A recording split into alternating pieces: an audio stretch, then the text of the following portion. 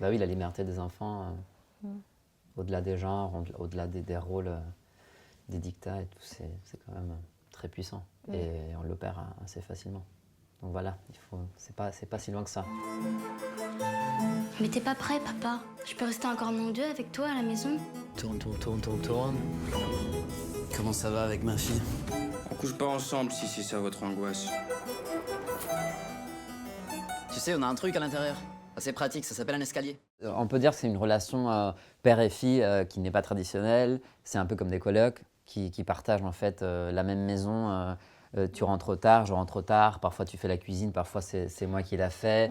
Je suis autant responsable de toi que tu l'es Voilà. de moi. Oui, et le film parle de ça aussi, d'une sorte de renversement de rôle dans cette famille, oui, qui n'est pas traditionnelle, quoi. Erwan, et une question pour fille. toi. Après, ce qui fait que c'est aussi original, et parce qu'on voit très peu de père avec sa fille, parce que le père, c'est souvent la figure, une espèce de spectre absent et qu'on adore mais qu'on connaît pas, enfin une espèce d'idéalisation comme ça du père tout le temps. Mais lui, je pense pas qu'il cherchait à faire quelque chose d'original là-dedans, c'était juste là où il se retrouvait. T'aurais dû m'en parler avant. Pourquoi tu me dis jamais rien? C'est toi qui me dis jamais rien.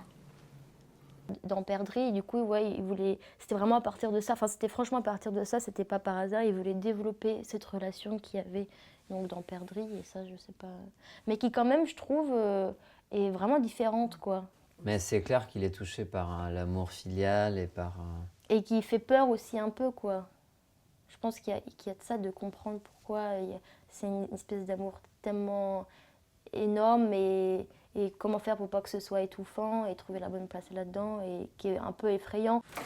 Rosa! Ouais, Ça fait longtemps que t'es là? ça fait 17 ans. C'est un peu les modèles de père ou d'homme dont on rêve, non? Je sais pas, des pères qui sont présents, des pères qui sont vulnérables, des pères qui se permettent d'être affectueux. Tout ce qu'on sait qu'on a en nous, mais qu'on n'ose pas trop exprimer parce que la place des hommes dans ce système hétéropatriarcal est très dure. Et on doit toujours assumer des rôles liés plus au côté matériel, etc. Alors que l'amour n'a pas trop de place chez les hommes en général, quoi. La capacité d'exprimer l'amour et tout. Et je pense que c'est un sujet qui touche beaucoup à certains.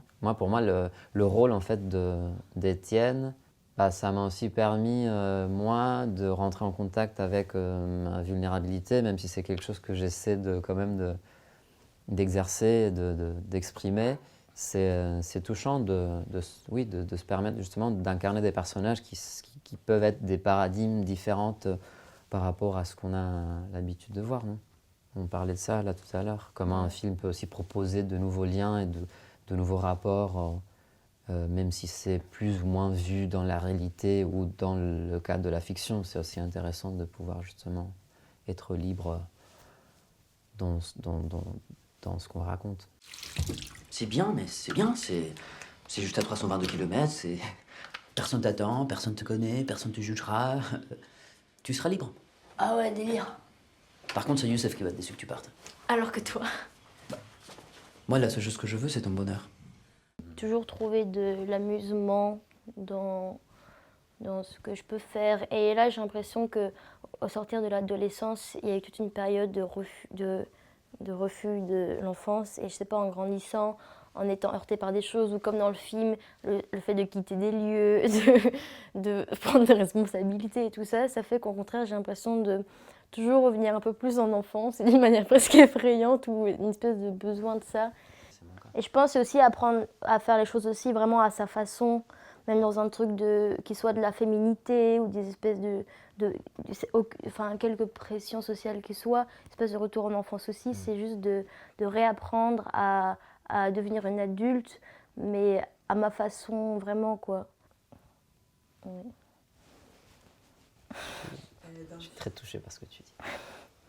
Bah oui, la liberté des enfants, au-delà des genres, au-delà des rôles, des dictats et tout, c'est quand même très puissant. Et on l'opère assez facilement.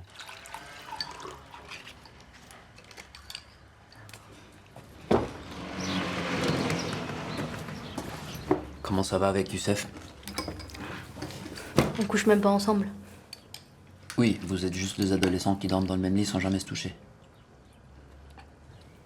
T'aurais voulu que je baise, hein, pour bien montrer à quel point t'es un père moderne et sensible. En tout cas, il est pas obligé de se cacher pour venir ici. Il est timide.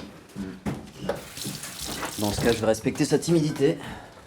Et mon intimité. Ton intimité.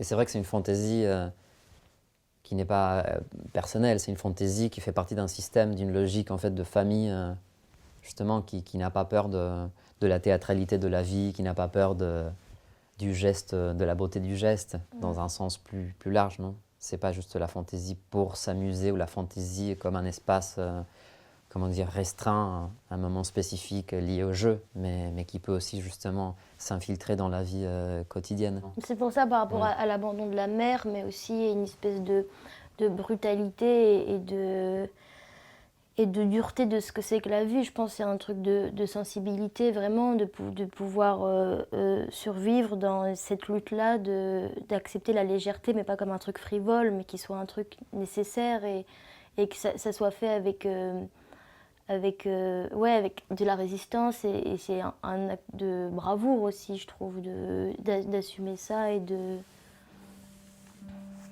Ouais.